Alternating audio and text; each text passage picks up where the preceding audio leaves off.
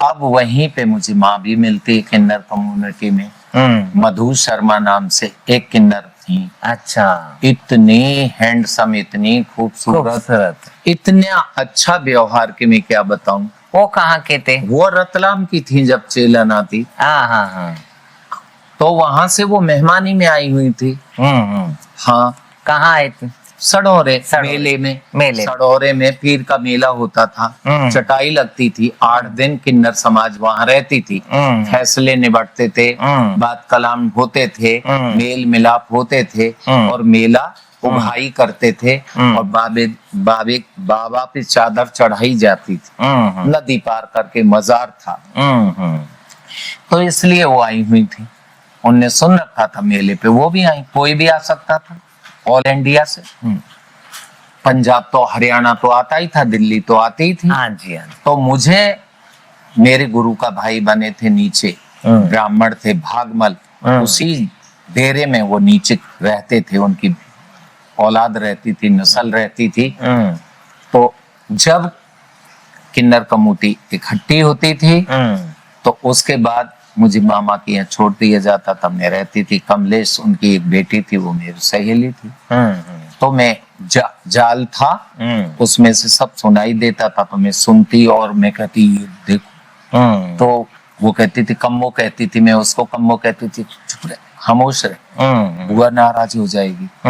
तो मैं 8 दिन मामा के मेहमान, फिर पौड़ी पार करी, ऊपर पहुंच गई।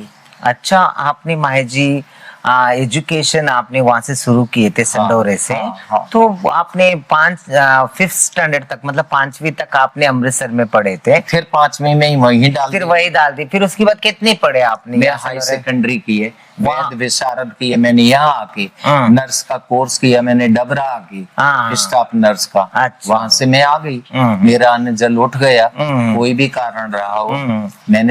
मैंने पढ़ा था हिस्ट्री में, ग्वालियर कहाँ है, क्या है क्या नहीं है, कुछ ज्यादा नहीं समझती थी।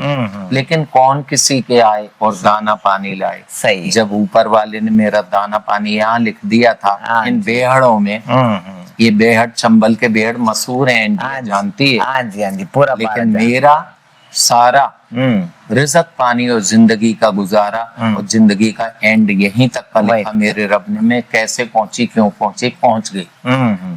अच्छा माए जी, आपने जो पढ़ाई भी करते थे तो साथ साथ में आप कभी बदाई पे भी जाया करते थे? जी हाँ, बदाई पे भी जाया करते थे। पढ़ाई रात में करती थी, चिराग लालटेन जलाती। हाँ। स्कूल कब जाते थे फिर? स्कूल जाने का मतलब ही नहीं, प्राइवेट फार्म भरती, प्राइवेट फार्म भर के उस टाइम पे भी। हाँ, उस टाइम पे भी प्राइवेट फार्म शिक्षा मिलती थी। तो प्राइवेट पढ़ती थी, सिर्फ एग्जाम देने के लिए जाया करती थी। वहाँ कोई आपको, मतलब जैसे आपका क्लासमेट हो गए, कोई स्टूडेंट हो गए, वो लोग पहचानते थे आपको? आप किन्नर हैं? किसी को डाउट नहीं होता था। नहीं, मतलब आप, मतलब लेडीज कपड़े पहन के अपने, जैसे कि मैं लेडीज किन्नर थी, वुमेन किन्नर थी। हाँ जी। तो महसूस नहीं करते थे। बचपन में मतलब कोई महसूस, आज कोई पहचानते भी नहीं थे कि आप किन्नर है। नहीं। किसी को कोई मतलब नहीं। मैं अपना पढ़ती रही, एग्जाम देती रही। एग्जाम के टाइम ही जाती थी, तो एग्जाम के टाइम कौन मुझे जाने कौन है। मैं क्लास में जाती तो जान पहचान सहेलियां होती, तो वो कुछ नहीं था। अच्छा, तो उसके बाद आप मेरी गुरु मेरी सहेली, गुरु ही मेरी गुरु। गुरु गोविंद दोनों खड़े की के लागू पाए, बलिहारी गुरु आपने गोविंद दिए बताए। तो मुझे गुरु से ज्ञान मिला, और मैंने गुरु को ही दुनिया समझी, और गुरु ने मुझे अपनी दुनिया समझी। बहुत प्यार दिया, बहुत आदाब कायदे तरीके सिखाए। सैयद जात से थी वो, 5 वक्त की नमाजी परेजी थी वो, इबादतगार बुजुर्ग थी। कौन क्या कह रहा है उन्हें कोई मतलब नहीं, फकीरी थी। वही लक्षण मेरे को भी ढाल दिया, भी ढल गई, क्योंकि किशोर अवस्था होती ही ऐसी है, जो दिमाग में भर जाए वो उम्र भर के लिए उसमें मेमोरी में फंस जाती है। तो मैं भी जीने लगी। अब जो शर्मिला थी वो चंबल के बेहड़ों में दफन हो गई, और साहिरा पैदा हो गई। अब साहिरा का वहां से पतन हुआ, किस कारण हुआ, क्या हुआ, बहुत कुछ कहानी है, इतनी अच्छी भी नहीं लगती है।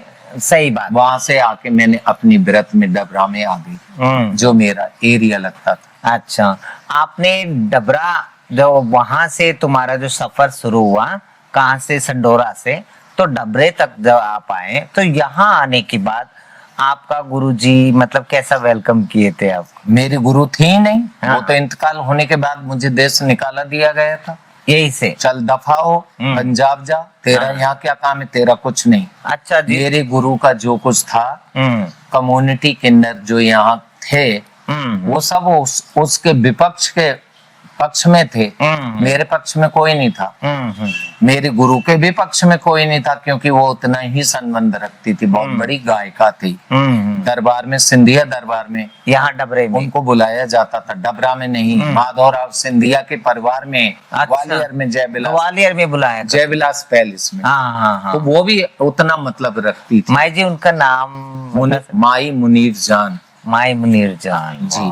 और मतलब बहुत फेमस थे वो वहाँ। हाँ। अच्छा। वो किन्नर कम्युनिटी के नियमों को फॉलो नहीं करती थी। ताली बजाना, जोर से बोलना, बकवास करना, गाली गलौज, ये सब उनके अंदर नहीं था। बैठने उठने के आदाब, तरीके, बोलने के, वो उससे मतलब रखती थी। तो बराबर वाली उनको गाली बक रही, उन्होंने कभी पलट के जवाब नहीं दिए। आपने जो बता रहे थे एजुकेशन मैंने यहाँ के शुरू किए थे, तो वो माई जी जो बता रहे, जिनके नाम है, हम उनके नाम भी नहीं लेना, डर लग रहे। नहीं, वो तो जा चुकी थी फिर। बाकी की जो मैं नर्स ट्रेनिंग या जो भी वैद्य विशारद, हाँ जी, यहाँ से किया, डीएवी कॉलेज से, तो वो नहीं थी आपकी मतलब जैसे वो माई जी की जो इंतकाल होने के बाद, डेथ होने के बाद, जो यहाँ की जो कम्युनिटी थे वो उन्होंने एक्सेप्ट नहीं किए थे? यहाँ की कोई कम्युनिटी नहीं थी, उन्हीं का था ये एरिया, उन्हीं का ही। हाँ। फिर आपको कौन यहाँ से जाने के लिए कह रहे थे, जैसे खाने के लिए? हम आतरी थे, आतरी हमारे बुजुर्गों की देली